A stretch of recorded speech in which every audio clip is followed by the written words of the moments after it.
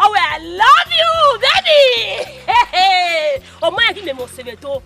Sandra, no guy. Sandra, don't pay. What do you mean? I tell you, we are to there for some money. And for some, I mean, yeah, we never share. Me no guy, but if I call what's the memory, you know? Me no, hey.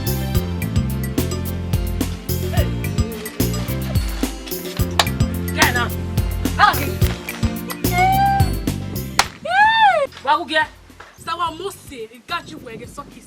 Ibata we. Wa mose. Oh, Osa, ude wela. Itama we wo be no pa. Iwa ledona. Oma kama we gaji. Oh. No know what you ready there. We ready there. Hey, you go no. Wait. Existe lá no. Yo pado. We agbe mo.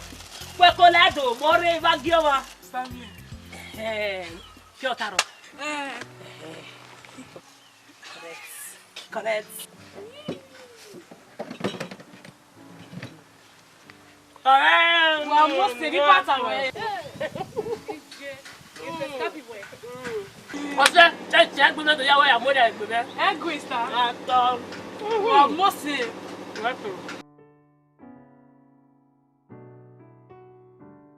Come on. Yes, so 70 cards now. Yeah. We have to anyway. You say, just a card. Engage with a mose. Where's it?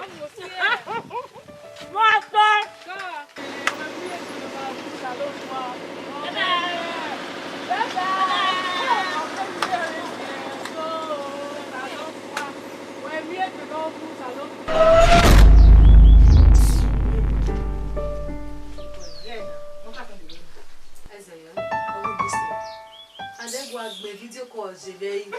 Oh, you know what? I'm going to the next day video call.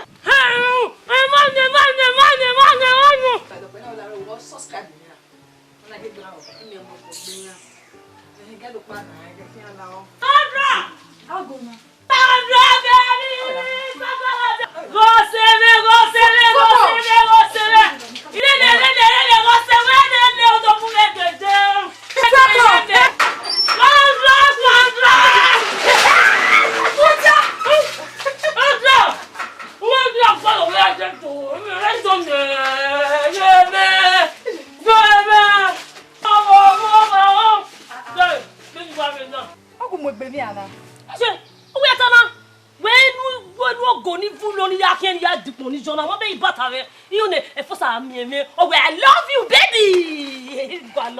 What's the name of the baby? Oh, Fuego. I'm already doing. Oh, Melawa. You need to get boyfriend today, eh, neighbor? Hey, our boyfriend. ya ko fo bi alele we. Ewo, ke ka ki ani. Iji. Gelawa. O se me ni. Yo ya mi fun sa baba na, de na te, be mi o. Wa le ya o e. Fo ko kala wa ni. Ewo ya ko e, ga na fo sa we. E ko ni ma. Ewo ya ko e. E o, ga mi fun sa. Sala, wa le ni mama ya mi fun sa. So, only say la wo. Wait ma tell you ba. La na one live wa, ya ni bi are boyfriend o, na live are kin. Oma, ya jo. Gbagbe. Ya kele boyfriend. Sandra, você Sandra, fuwa! Hey, Gonisa! Yaun. Jakia! Hey, minha semana, minha gala ti kwa. Hey.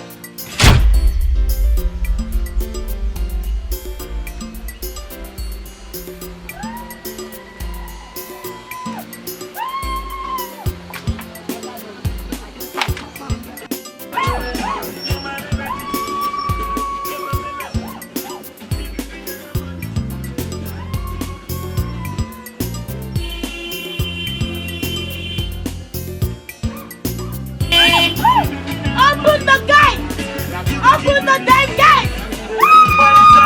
I will show you love that you never get. Palanga, let's listen to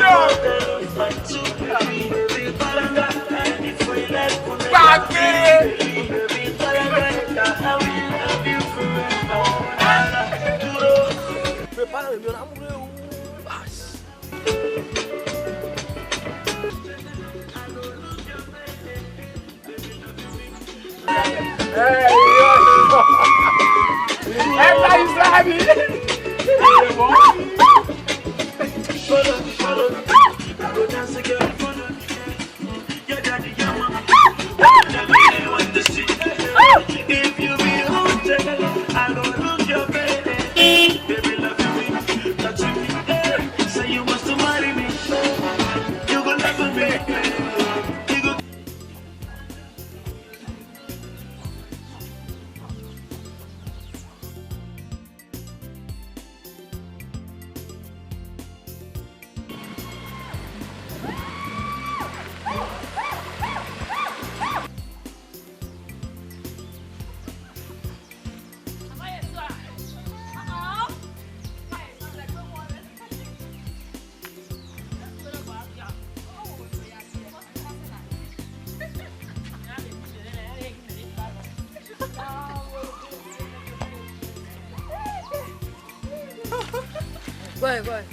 I'm your one.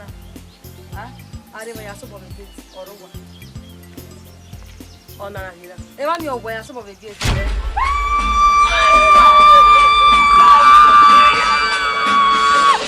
Hey, Kakino. we had it. My TV. You only want my way. Who be? Oh, anyway, la here. O si we wa gie ya gioma. Sandra, gay. Ya we gbere won. Ya mi ga me na ebu ade won. Ka be boyfriend lele. On my way agbe. We say ya we gbere.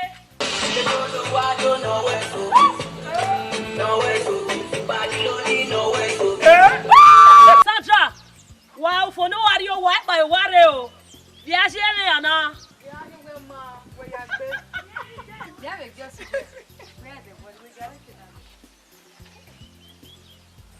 Sandra, bebe yi.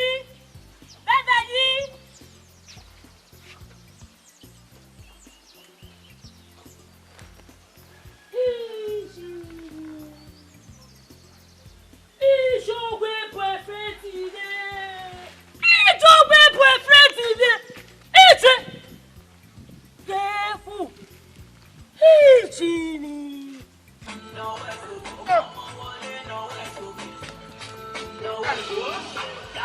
Hey! The boyfriend ide. Lele ti o be pe.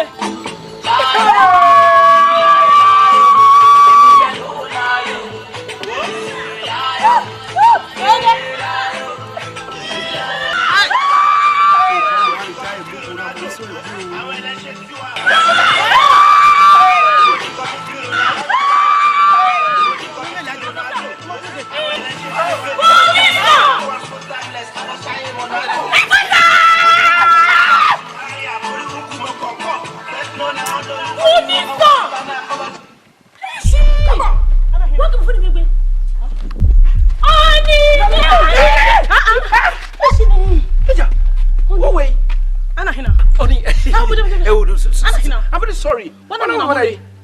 I told them away. I want a friend me. Bro, what? A friend. What people no money? What way, man? Who will cost me? Lao, echo them. Wow! Where come coming out? Oh, hey! Just. Hey, Jenny! What's that? Hey, Anna, who will not wait to get you out? What people no money? Bonakere. What the fuck? A perfect meno. I'm sorry, Mama. Huh? Where's me, baby? Who is on our say? Who is on our say? Come on, Hina. Hey, perfect meno. Hey, money I remove. Hey, mama.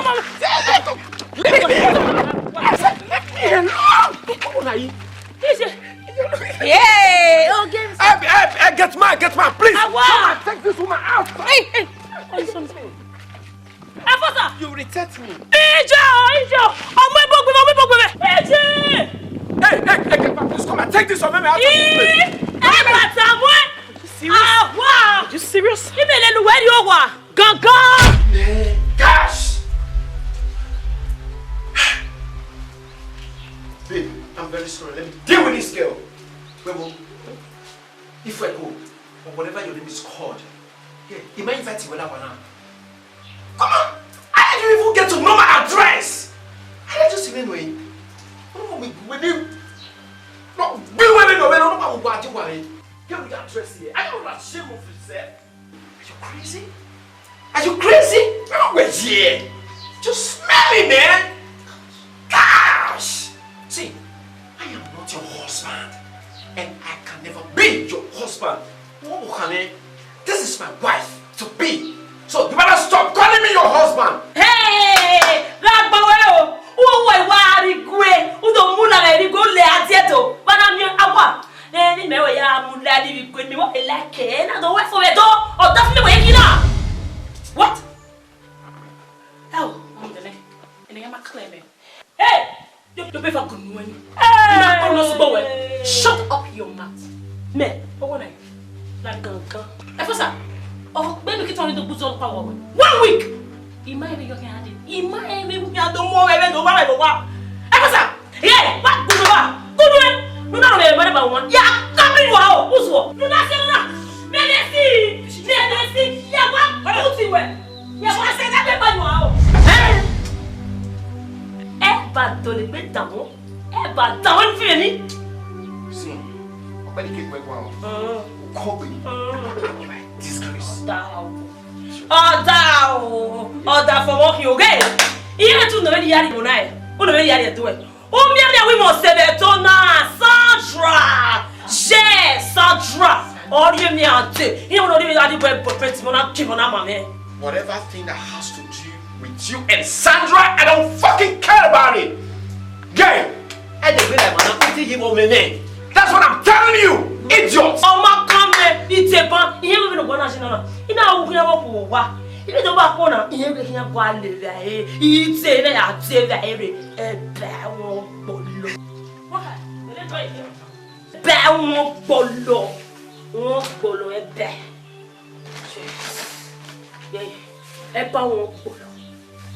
What? Yes, that bad one. Pure. Yes, Madam Jenny. You do not dirty. If you ain't way, open it over to one of your quality. I go and live on way. Where did you get this from?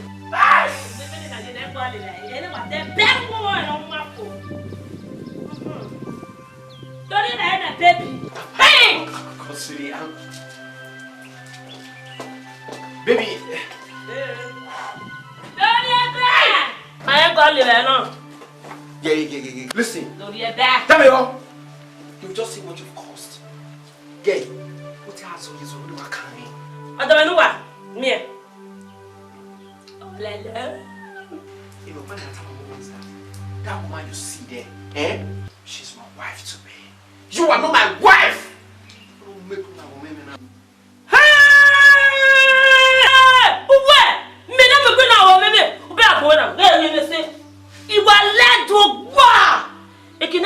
Bread. Of your honey, sister. Got you were not. Oh, God, keep it away. Boy. Yeah, he meant no sooner where there and that was in the village. Everything that happens there. We might like him no soon. Keep quiet! We might like him one so yo. One so yo. Oh, we know. He might come. But that for me with him. Yeah, he didn't bend the bar. Who won't bother? Do you know what I noticed? Do you know what I noticed? Your armpit smells. Oh, I tell you. He moves to stop. Last year. Yeah, he don't follow them. He watch you. I'm so ashamed of you. Why wherefore? Gay. Ila banana. Why wherefore? You must not come here. Okay, no. You must leave here. I don't want to see you. He won't somewhere. Yeah, Akia. What I want to tell you is this. You are just like the mad people at Ring Road. Yeah. There's no different girl. Yeah, you better buy, but they're better way. Yeah, you better buy. It's what you want. Yeah. Why, Bazaga? Why, Atia? Carry a bed in my pool at it. A pound who is it? A better idea better. You know, you bring your wife. Back was a gallop. I'm gone.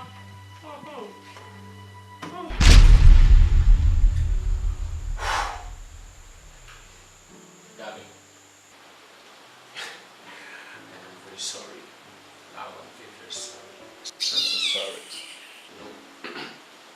Baby, you know I love you so very much. Hey, this is evening time. You know, it's just forgive me. Again, you remember the last time I told you I was going to the village? You understand? You know what we again,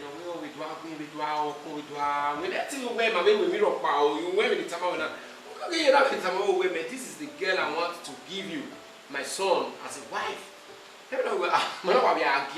But she was not this dirty. I don't have anything with her. Please, I'm very sorry. I'm fine. We made it with her. So, one of them, one of them, again, Tia, we are. Ah! And one. Isha, why am I crazy? Go for me, I go no more money. I will be them kind fine be out what you so. But I have no money. More be as namely we are living. We are living. Ah, for some. It's okay, I'm very sorry. Forget about it. Eh? We've been again a week, Benin, and every time we're going to be at you. I mean, this is the first time you've been to my house to spend a week. On your son, no, God. On your son, it's okay. I'm sorry. I know how you feel. You know what? Eh? See, I owe you something tangible. I'm very sorry, okay? So, some money no you. Tamu papi ni no you. Done. Women. I don't know if you're biscona. Can you be a day? Oh, yeah, river. Why many times? Nick Barney, my mammy married you. Can you done? Oh, and now, you walk you. Also, I don't want to see her. I don't say now I grew bed. And I definitely know she was, you know, gone back. But I'm sorry. All the same, babe, it's okay. Come on, share up. Leave me alone. See, I wait a moment. Morning, nurses, not a bit. Yeah, the baby when we get you have film. Don't try to be. Come on, let's go inside.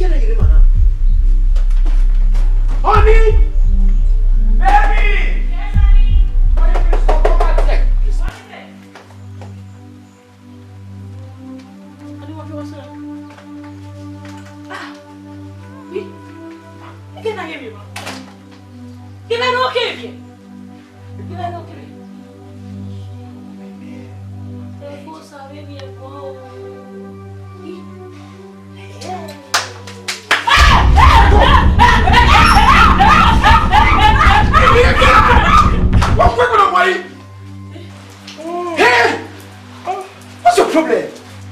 Yeah, it's time I was saying, eh? Am I going to walk now? What will come on? That's my woman for crying out loud. What come on away? I want to be whatever. You sleep where? You are rubbish. Let me please come around. I'm so sorry. Come around, baby. I'm sorry. How come on move when I? Yeah, I'm so sorry. I'm very sorry. I'm sorry. Let me go to way. What's up? Who are you not doing to set me up? One second, what? What's up? Did you bring me up to set me up? Shit. Hey, Lario. That will be bad. I will be bad when I know that. Who will be bad when you're here? And I'm a bad. What way you buying? Runda. You may tell me when I, eh? Gay. You might need to be winner. You may be winner. You be quick one in a woman home. You somebody now, if I come now, eh? A week in I need in Lavi, eh? What a bill of mine. Now, we don't want you. You want me. Oh, what the formation you want me loud or why you want? Come on. That great where you are, he may beg you where? He may beg you, eh? He may beg you! He may beg you! He beg you! He beg you! Hey, come back here! Hey! What's funny? I know what to do. Cash! If I go! Oh my God. Wow. On est pas ça là.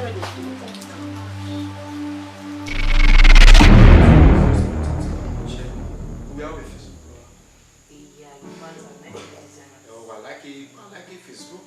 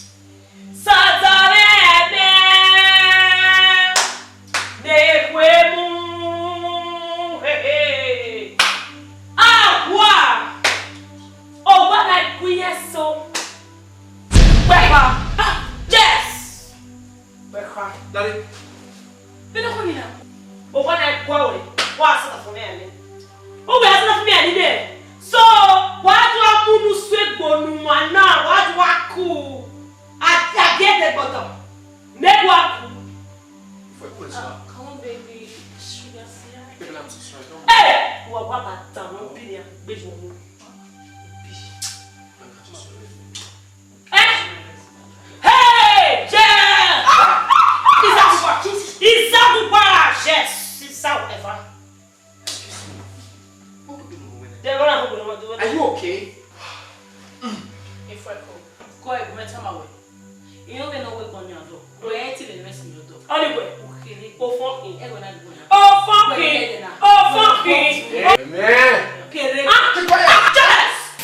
Jess, it will be. Who are the best feeling me? It will be. Jess, my wife, my love, who's what?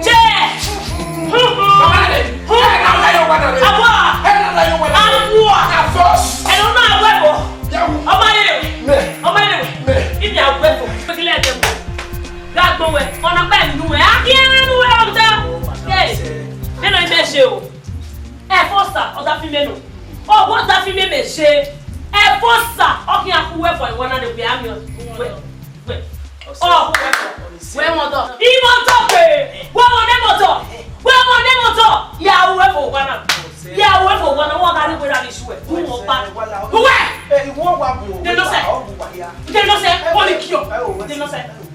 Ué, procura. É o lá eu. E aí atma o ka we tu be. E aí tu me tche. E me tche le ali. E tche. O tua.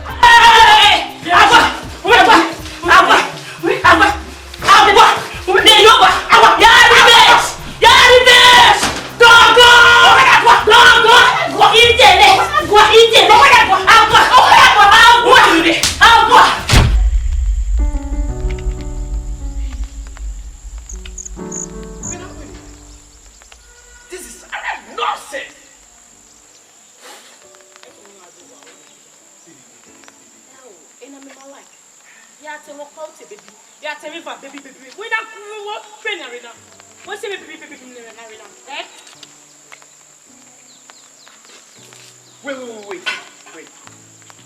Really, I'm very sorry for that because the man who I don't want to go embarrass away.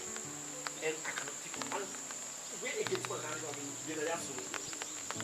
Oh, Sandra! It gets my way, no, that. Oh, not the bell, let me achieve. Oh, Sandra! Yes, it gets man. Wait, come here, my friend. Hey, Pami, I'm ready. Nene, I'm going to sit there. Yes, sir. Yes, man. Sir. Excuse me. Yes, man. What's the one I know? If I learn every day. And I my way talking every way again. I know you no what's one night? Just talk to me. I hear oh, Purano. In a way, I can get married in psychiatric. The mamma will be having your father. Sarah. Listen to me. I don't have time for all this nonsense. Talk to me. What's the one? Second World War. Oh, you know how to woman, my level in the mirror now. He's been out here. On our day, I said, day, hello, come here. Sir, what's the matter? We get it out, no misunderstanding. Hey, do you have some? What the hell are you saying? We're over. Where is the Coloma money? What did you do? Now tell me. It's only never know on a lad. Oh, you where I'm saying, we are it with them. Say, I will do for you. For Ladia, but we have a river.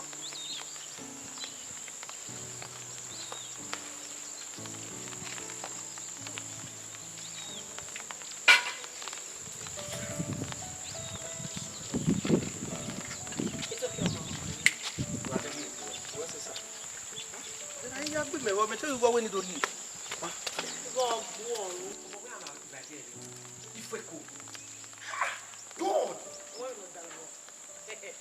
Any photo we may check the name. Oh, you may ask. Other friend, women are very. What's your name? Hey! Also, the marco. Every day. Benaki. Iran. Why do you know? But they came out. I say I read you when you be yellow one of the area. I had a poet to be there. Everybody had near dinner, boy, near the end of the Fanuba. I had dinner. The Akokere. I don't know if was no one. No,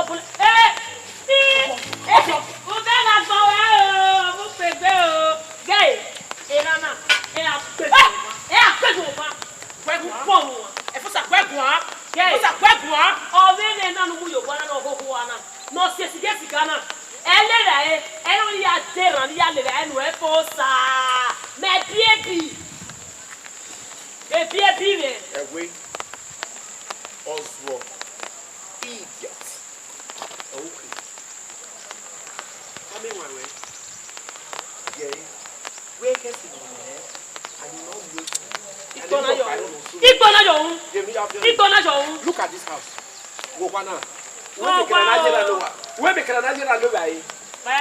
Where is?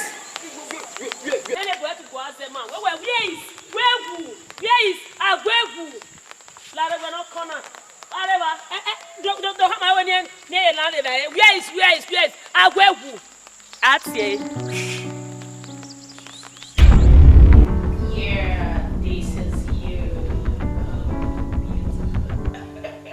Let's go where Daisy, this is you.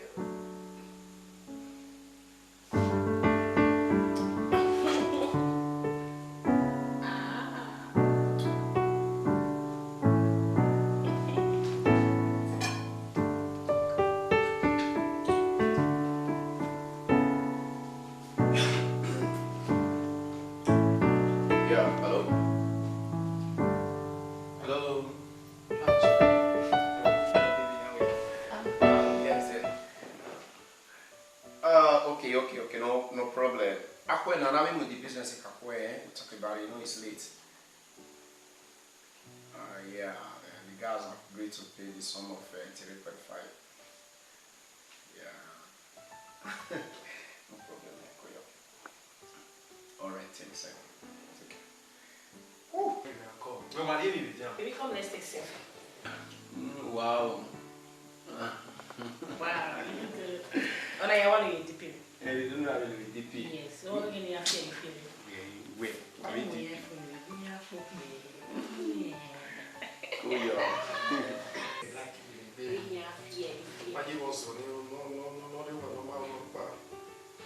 Take this.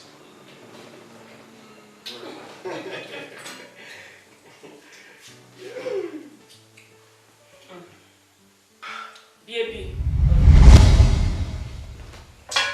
Oh my baby. God, honey. Hey, what's your baby? Did you hear that? A baby. Just say something. Baby. Baby. A baby. Hey, baby, so. Baby. Baby. Baby. Baby. Baby. Come on. We're tired. Malak go phone get around e dey display gi hon baby when ni yala wana no hope anu mu yowa no fear to anu mu yowa na gbon gbe nu mu yowa no ma ne gbe nu mu yowa ne bo aton nu mu yowa agogbo daddy can be you are zara ona mi ne yeah ele nu eton nu ele when ni le e daddy e give nyanu no way. When you move your dad from there, wow. Why didn't you your mind? Sorry.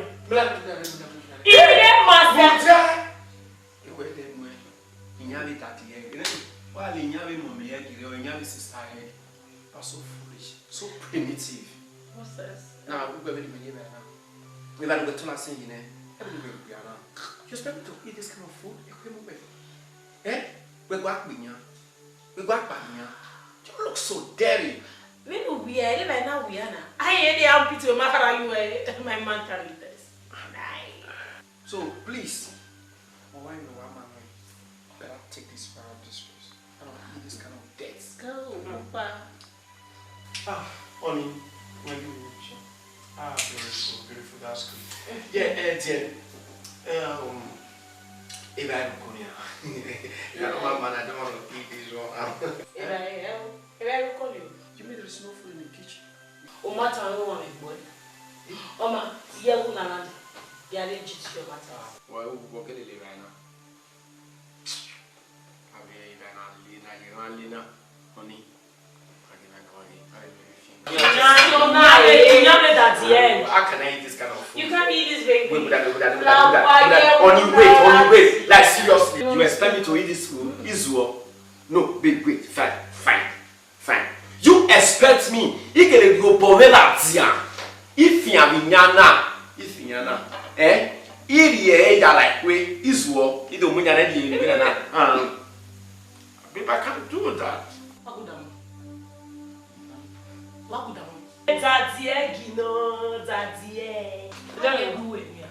Me eat this food. Give me. Can't do this. Nonsense. But no, Mamma, they are living. Wait, what they are. Eh, gas, I are living. Eh, yeah, wow, yeah, go testing. Mamma, oh, yes, you're fool. You're very stupid. Really, wow. Come on, one hour. Oh, my Lord. You a bad that egg, mommy egg. You bad, was a equally. Baby, you know that yet. I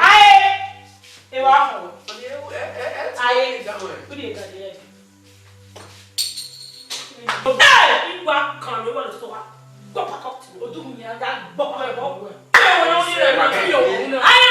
am saying, oh, yes, that's the egg.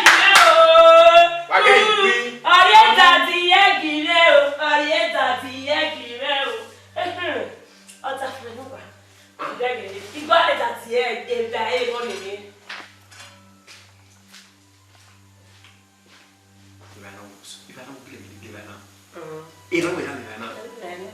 Okay. Akba. Oh. I see. Also, when we see it, we have to see it. You don't want to.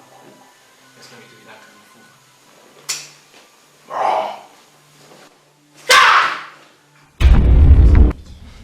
Officer, what was that for?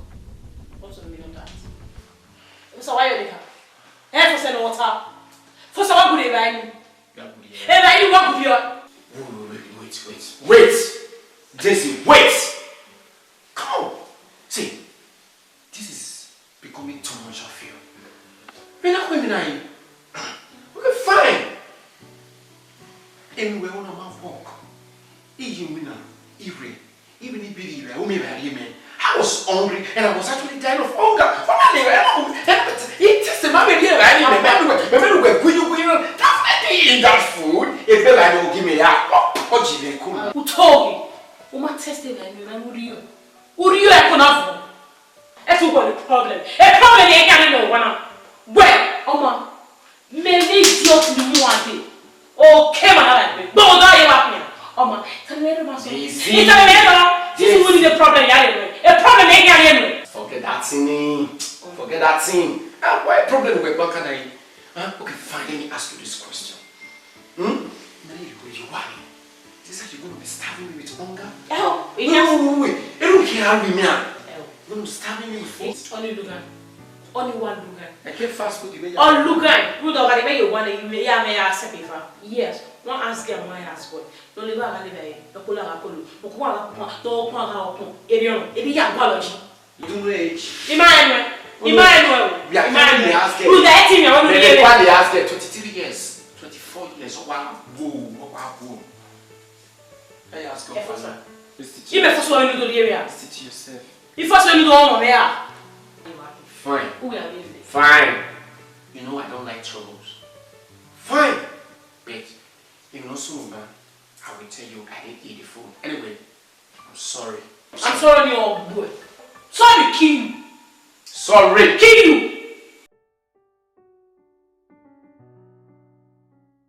Huh? Epo wana wa go me, epo wana wa kan me. Ni wa ya la gwa na mi o pe ro ni u da oda fun me. Be ohun da mu yo wa ni ose yan. Ye wo ni bo la wa se be. This thing. Oh, iye ku meji be. Oh ni akun me pa. Imi an mi han stage pa.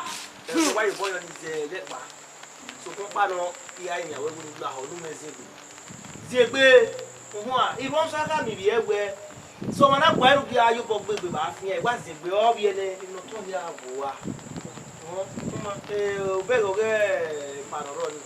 Ko bero ya mo mo ni la won egbe mo gbe o pa o wa na. E ba ri don eni o kaye. Nege eni o meje mo mi ati ku e. Eni o se. Han? O le ba ro we ni pa ni pa ni. Mo mi gbe. Mo ke no ri a me ni ko lolo yi. Ipo. Iba to fun ya mu go. Ba no panoro o ri o ni o re pa ni tin. Ke omo yan bo se me ya go se me gun.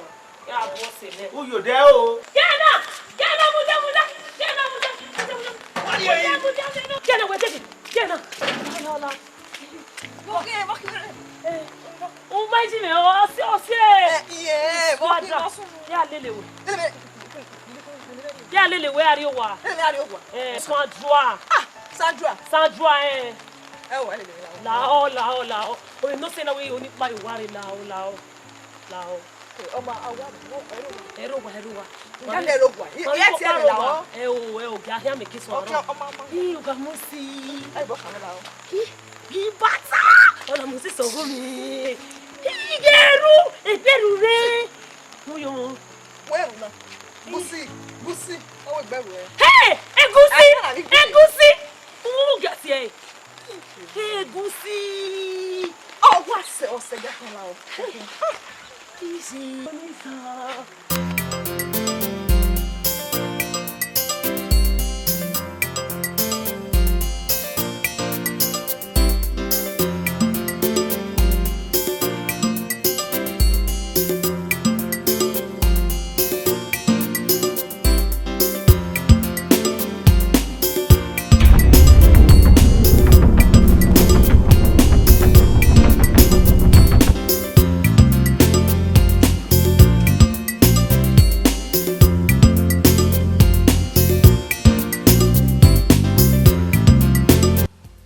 Hello? Okay, fine. Please, I'm not in a good mood to talk, okay? Yeah, no wala. We're not even in your... It's business after all. Later, I'll talk to you, okay?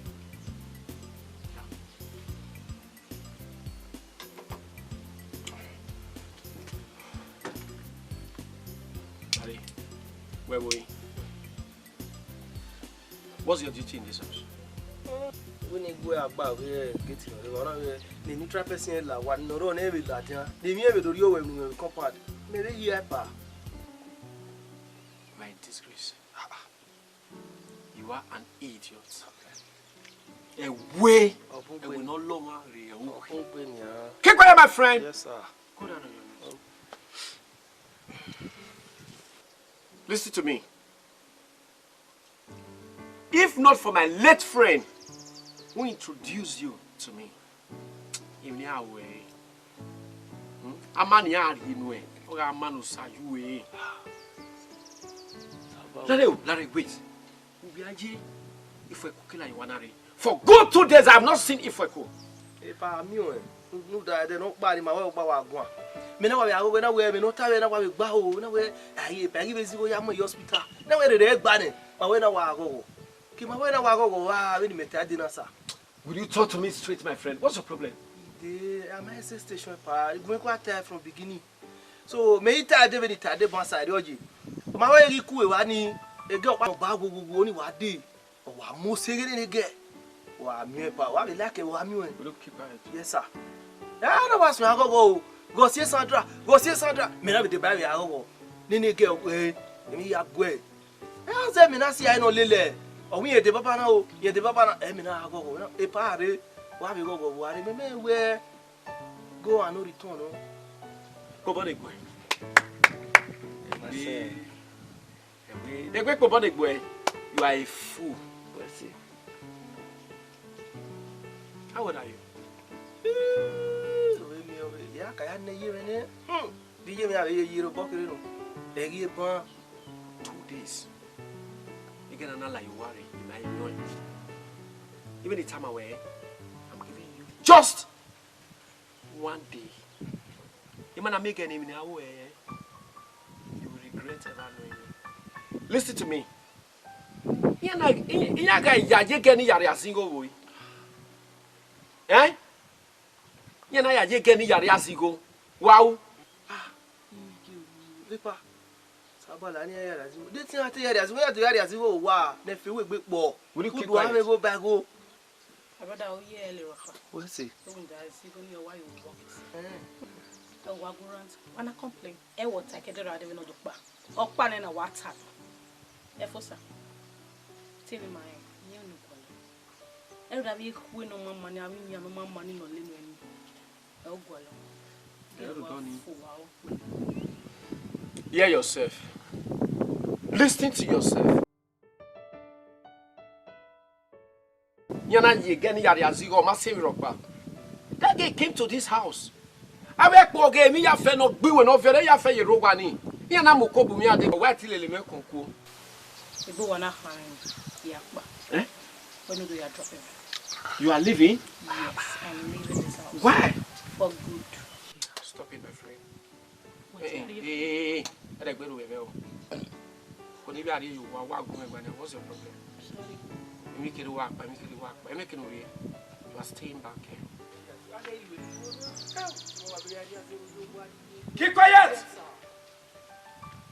Idiot!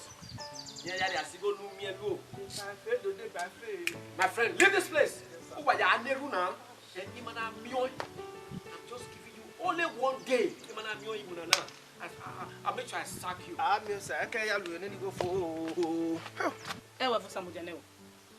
You get on there you work for me. Oko no way o me.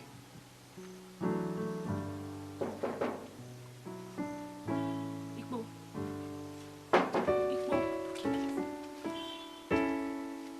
Give me.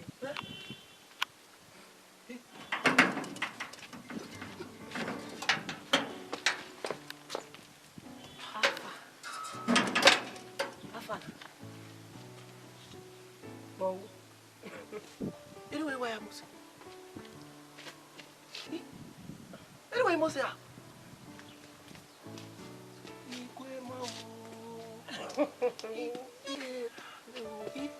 We want to back here. I'm not going to go away.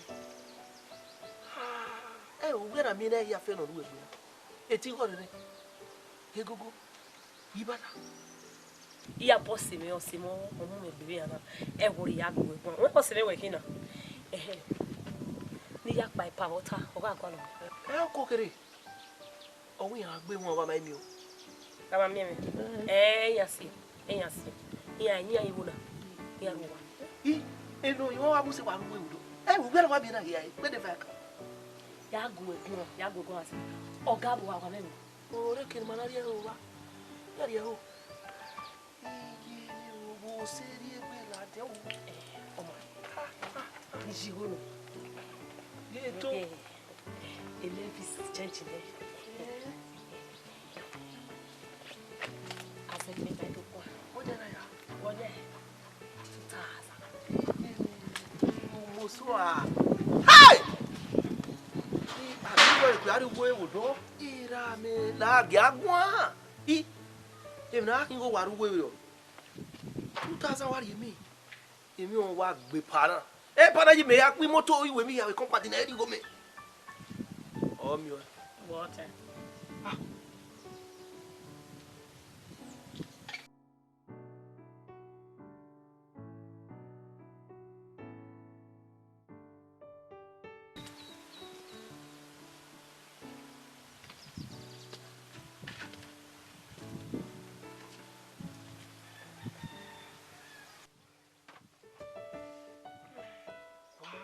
Wagi. Hello. Hey, so one. Where's he? He wa gebe le bogi kobo. He am yo tutu. Ya tiwe.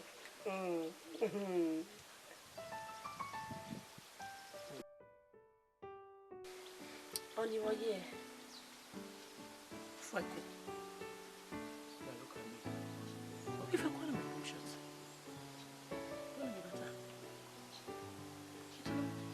Fueko ya bashawa. Tuliege. Wait. Yeah. If I could. You're looking so beautiful. Why you? Have you gone away?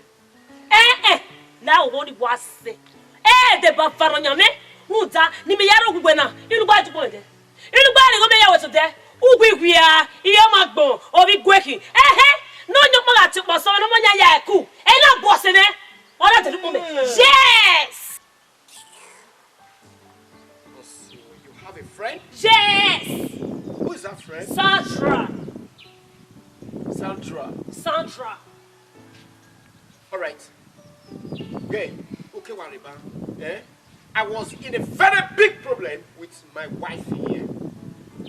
You know what's now, my dear? Utama meant that you were living. Editor, marital video. Right now, the chaos is getting too much. He can't tolerate any of you anymore. Please, you go in there, take your things, let me take you off. Yes! Ha! Ha! Why? You said you were going. You are leaving. Why? Why? Why? Idiot now. Wow. You made me pay what na be one mama. Wow. Hey. Ni e giame na. Ona ni e giame na ni mere mi pa. Awo. Ugele wa kan. Wo no giame. Gay. Be fa gun we ni. O bere. Gay ni ton we. No bomb wa. Uso lo pate ya gbe. No gije na. Fat. Play do dia. Agi agbe we mi me bana. Go wa ti mi bere. Gumi ati mi bere ni ati. It's okay. You can't. You can. Oh, Ibalo. Ibo sese we o. Get so make us so we. Yes. Fine. You were going. Yes. Yes. I said so. Hey. You know what? I'm going to leave the both of you. Hey, come back here. Hey, that one. Who me? Anyway, back. Who cause you mu yo wa? Who wa me? Pili mu na wa. What's that? Oh, no, say. Oh, my boy here. Yeah, boy, we say you there. Okay. It's on me mo say so. Shut up. Give it to me. Go somewhere. Who make it? Who there?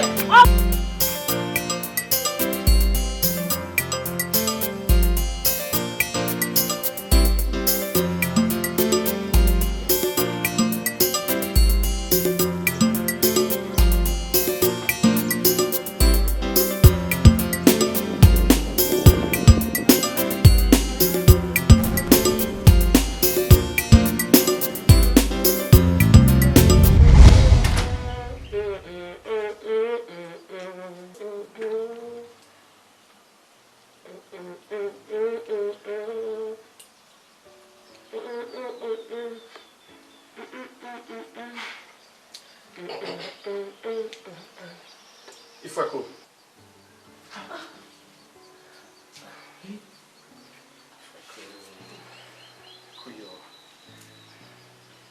What you wow. Now, baby, roll it. You should just take all this thing easy. Wa.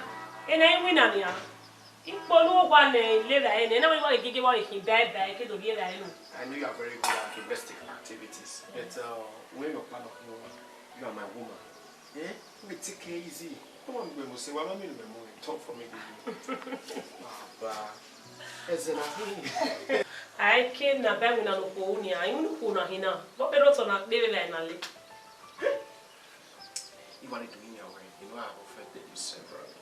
And then when you do me, let me just talk to you. You understand me? La o woni se. What's in me? Ibon ya imi ame. Wuro be me fone. Uwe yi mo se agbinwe hin. Iye me bua. Igwa le ya. Ibon ha do imi ame se mi ayi kwe.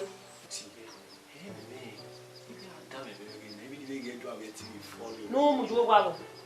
Ayo kan o ro wa ni. Money no mind ya o. Money bet here. Yeah. You have everything now. Yeah. I want to let you know this. You understand? And I'm talking your friend. Sandra. Sandra, why you swear like that? Mama ya dole mi machine na. Who dey vie bo Sandra. Na America ni wa o mi. Ona wa ke ni cleans up. Now to cleans up. That's what you say, well. So, now we clean up. Cleans up.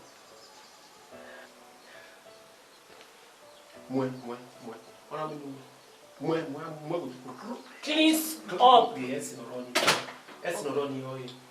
Clean Up. Now the up. Where in the area gwa wa we me u kwefa. Done. Ntena. Yeah. See. So good, eh? I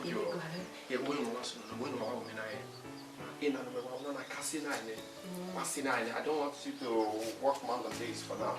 While in the many malawa, and we are very good. We are really only. If I could, Emmanuel, I'm betting on her. I need your work. I was for you.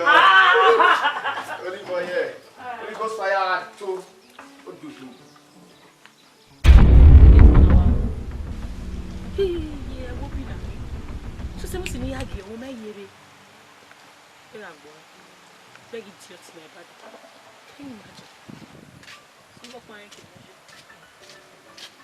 Madam, yes, go on the casting there. It's got what I can see. A good enough. No, where is the guy? What was his Gavariana? No water, no any of boy. You working on the water. Madam, Gay, I do you, man. That way, I was some one. Who do I want to wait to come away? If no Gavia, what's the coming guy? What puts us up for my gari? Uzu. None of boy. You'll go away. They will go away. Who are you for? Who are you for? Anyway, we will get it. I have been. If I say I blame, not even very bad. You will be. Let you let time, Jerry. My work passes guy, and I mean, where the letter for our son. Huh? Where? You know the go. You know the cigar can be lighter go. You go to me, you're not the son of the cigar, be like a good. Drama, go see. Fear you, why don't know? Come back here. Get him out. Let it. Wazua. Oh, what's up? I will be on top. A força. Come on. How we can say that? Hey, Salowa. Iwana nyeze o. It's not shoving out there. You were better.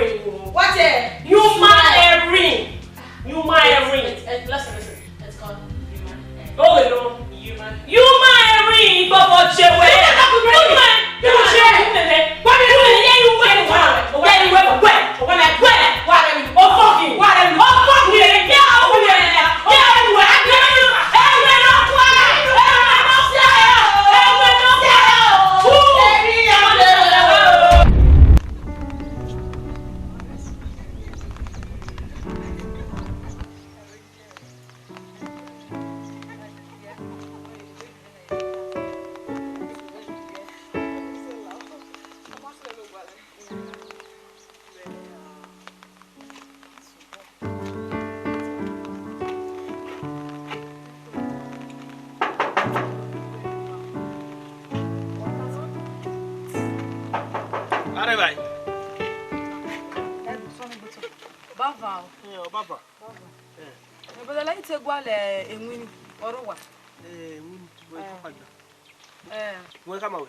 De ya ni ya we afiku na we ya na the address no mara ho. Wo ko wa kan breze. E mo ke kana na fie pu a. No na gwa le win. Epa domo. Epa mai me. Awo si fwe ko le. Me na pa. Oruwa. Ifo ko yan enwini sa. Ifwe ko wa finish we dey win na. Ama le we big you know na. Ja, me no wa fi we dey no finish we dey we o do. Oruwa wa do. Wese.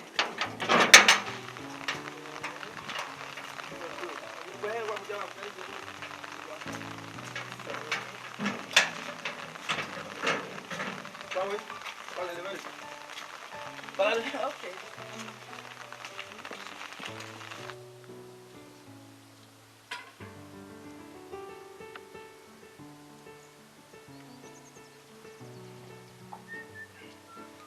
Ya wale le mere. Wala. Padomo.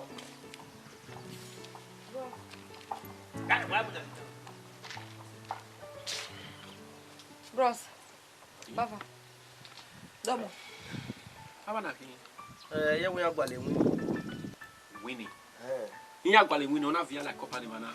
Do we have winning in this company? We could when e paro. in the company. O ha we dey get off anywhere we win 18 and wa be fit. Winning. You get winning. Very funny. You don't mean it. Enwini. You mean if we're cool, winning your friend? Yes. Wonderful. What's your name? My name is Sandra. And you? Moito. Oh. So why Sandra? Me no. Is Sandra no member cool? For go 2 days. E pare vi zana mano. Why am I me? Man iso. Mama always. Webo. Great man. Nay, if I cool.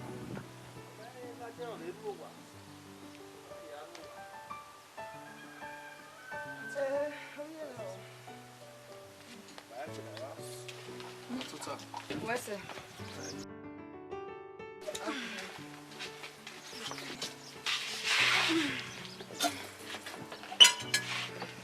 Yeah, I mean, what do one you know? Why go party? What's it? Oh, the mama is one. Koya. Mama da ko re ba eh. Sandra! Really, baby? Sandra! Hey! So, hey! Sandra!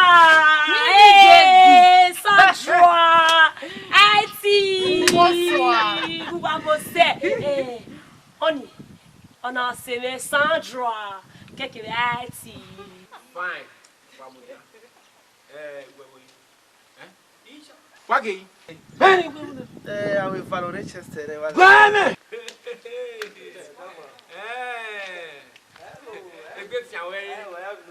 Go back to your duty, idiot.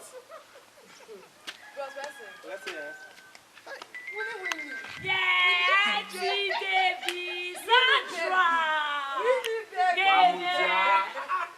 Sandra, what we say? Allow you eh? Why you marry? Eh, Sandra. It's a man who here no. Go away. Sandra.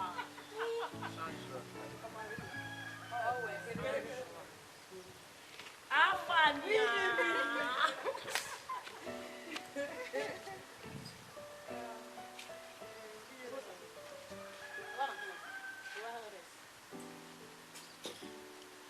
We are over.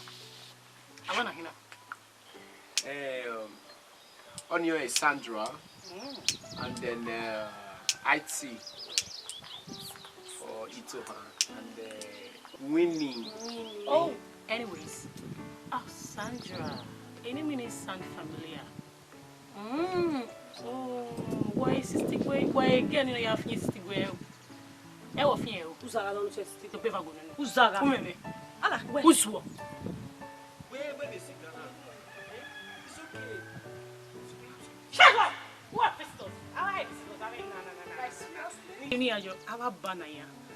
Iba bo wa lawo egbe. How this Ghana?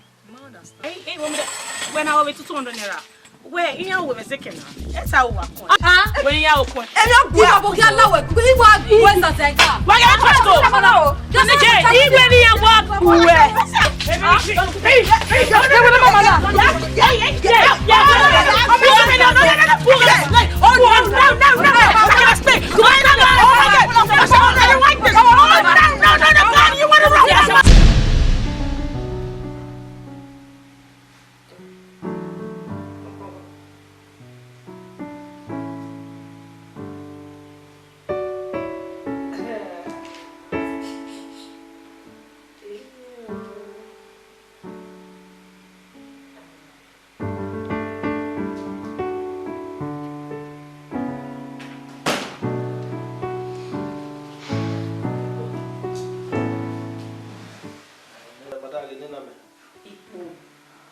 Madam, call it 2 minutes. You can't know wait in madam. Ube, Winnie. How are you? Bessie.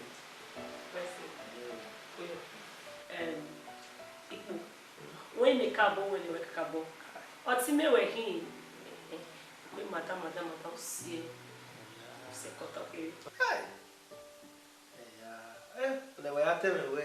Ina wo mana kuku olunga ni na makuku mo abe go give away ni the future oh you know si ora o sabo atu o ma to bu tu we give amena dia bi gbese no maro we media e de no give si gadero nwe we de boro ye na do bi big man ai mo bo mi no sisi ga o ina wa ya ire mi pa na gbona no ma we o we ni mi o eri ogun agberi o eri ogun agbiyin o le wa so no se wo ogbe imara ni mo yin tu anyi ogun obo ni tu e won na we me igbo me no me ina ku adan igbo a e pa kere ile geti la o egbe o ho ga we no o ri aje we ni la ene sha iseti ka wi ni iseti ta mai that way bread ni is slice of kind or ko me de e bread o ni ya mu e ko na agri pa wa ri bread Oma, me kwani wewe ya hile. Agora oro.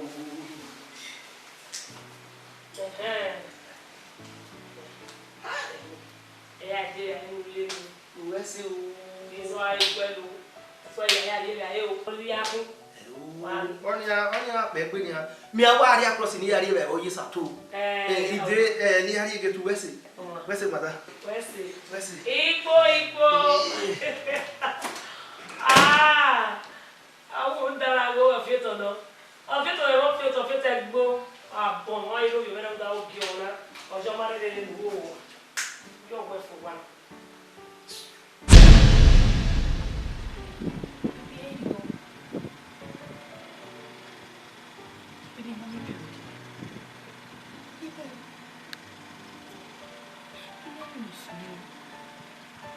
Test strip. You might understand the test strip in it. When you may look there. Temata, I love you so much.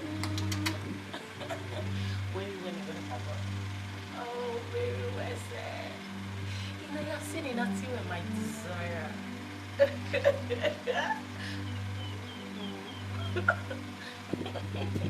Where's it, baby? When you wear me, wake up. Where's it, darling? I love you more. I love you.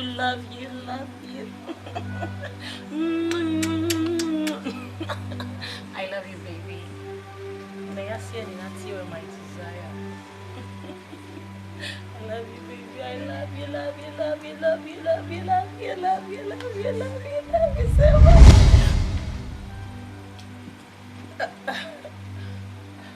Baby.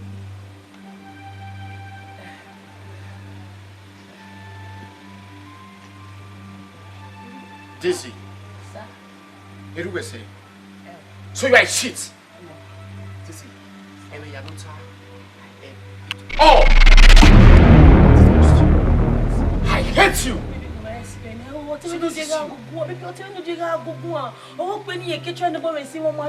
You're pregnant? man in my house. We're walking now. Why are you? Prostitute. Baby. You're not only a prostitute, but a destitute. Oh, how am I saying it, baby, I please? hate you. Baby, on my video. Baby, on my video. Listen to me very well. Listen Listen to me very well. You. I brought you home. You don't cook for me. You don't clean my house. All you know how to do is to drink, smoke, and sleep with another man under my nose. Today, you are leaving my home. Baby, my video. I hate you. Baby, Don't baby me.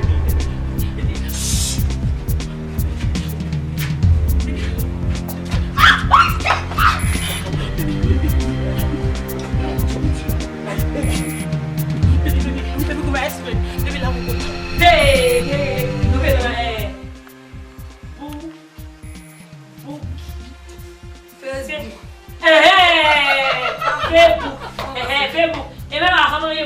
Hello, ice you. Hello, ice you. It's free. What do I do? I'm so disappointed. You can't stop me on the who's on me. It's getting over. It's getting over. Oh no, it's getting over. What do you want to do? Again now. Where? It's getting over. Again now. Where? It's getting over. It's getting over. It's getting over. It's getting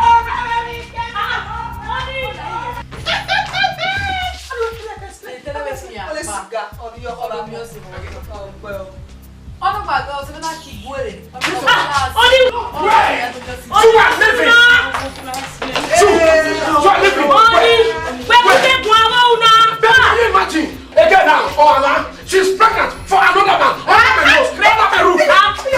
What are you that I've done for this girl? To stop this girl.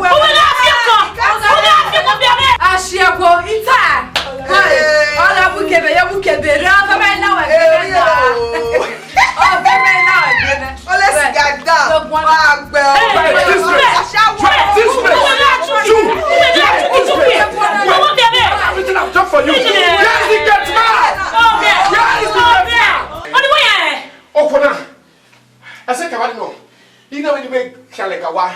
You or what make it when you are my give it. She didn't know I was behind her. Oh, baby, I love you.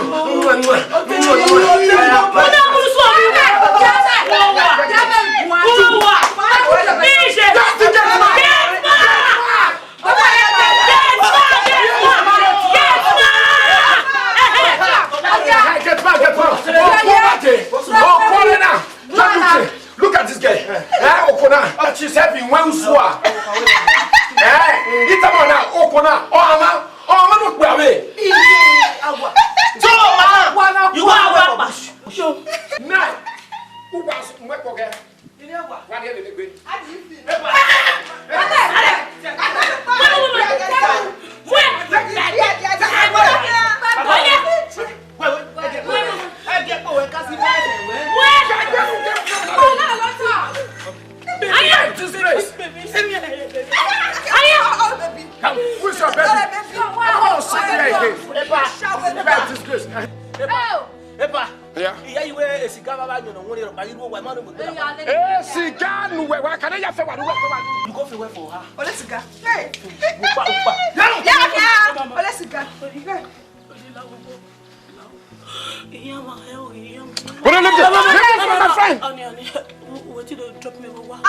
Drop you with whose car? You must have come in. Oh, you must have my wife. Yes. My wife. Yes. Oh, my wife. You live there.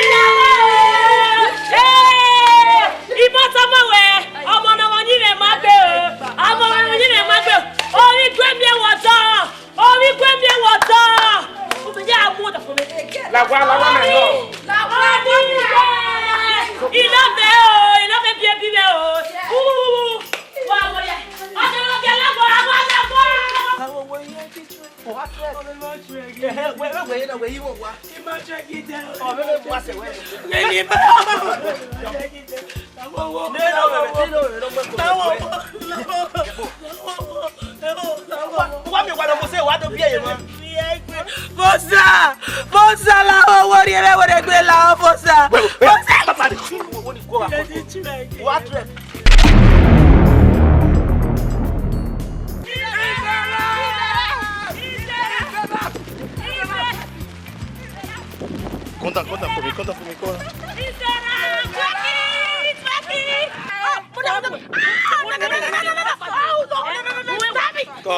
Stop it!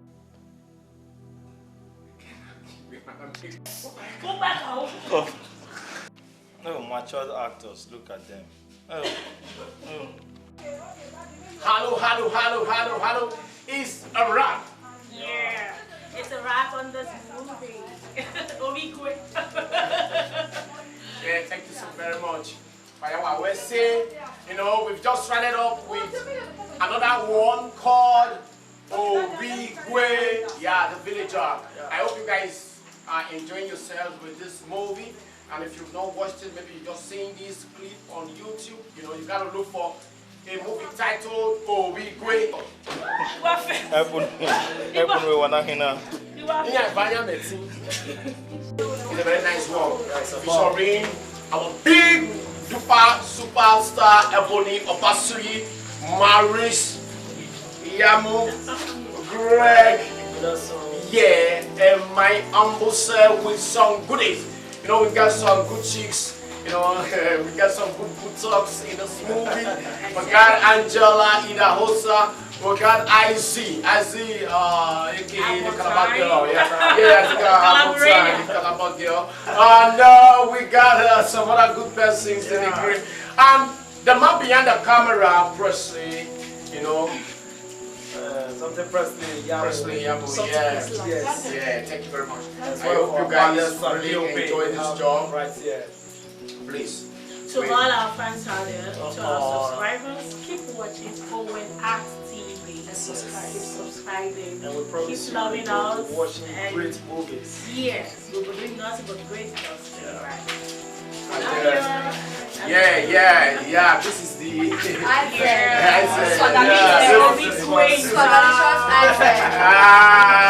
guys. Ebony in the crib. Ebony Opasuyi, the Mercy Johnson of the world. iPhone 6. My name. Hey guys, how you guys doing? It's your girl Ebony Opasuyi, popularly known as the sexiest girl in the entertainment industry. Mary's there, you know, cause I'm in a man. I'm a sexy person. I'm saying, yeah, right here at the location of Onwehata Hero, aka the E-Money. Yes. I have never played this kind of character before in the history of my entertainment industry. My goodness, this role was so challenging, was comic, in fact, this film is a bunch of, in fact, all in one. Everything you need in a movie is here. I don't even know how someone had the thing. This is brain, it's too sharp. I see the guy's story where they come up for his brain. Now why? I don't understand that thing. I don't understand. But this very one, Ovbigue, Baba Nije. I suppose sweat for now, but I don't sweat. What to say about Ovbigue is a fantastic movie. My goodness, this is one of the best movies ever. The role was so cute. I killed it. I nailed it. You know me now, my fast. I'm not on the door. Anything when they give me, and they play and back to back. And guess what? I played back to back with this. This girl. Well, to all our fans out there, I think she's looking for a word to describe me. Keep on describing this thing.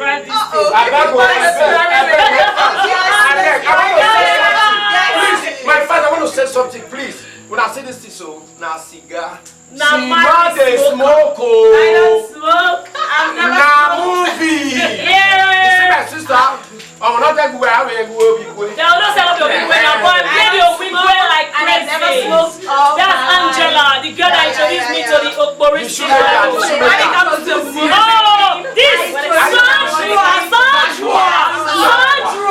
We call her Sandra. That's her name. She was my best friend in the movie. She's Sandra. Ovbigue, what clip will you choose for them to watch? Hey, but the truth is, all the scenes, they are all superb. But I would love you to see that scene where I was crossing like a villager when I saw you like, hey, 360 degrees. All right. I tumbled all right, now let's give it a clip.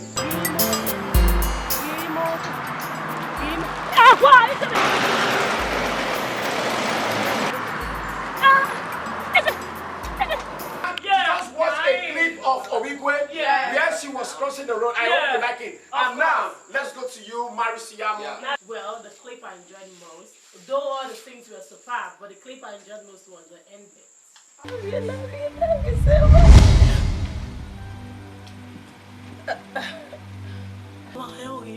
But I left my friend.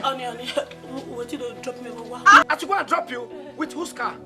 Imotable coming. Oh, Imotable.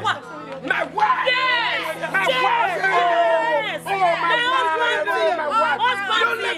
This is the best movie on my heart has ever played.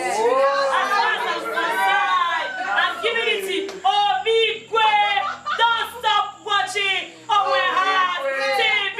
Ovbigue is a movie that you're gonna love right there. Peace out, y'all. To meet again in this movie. Yeah, thank you so very much. I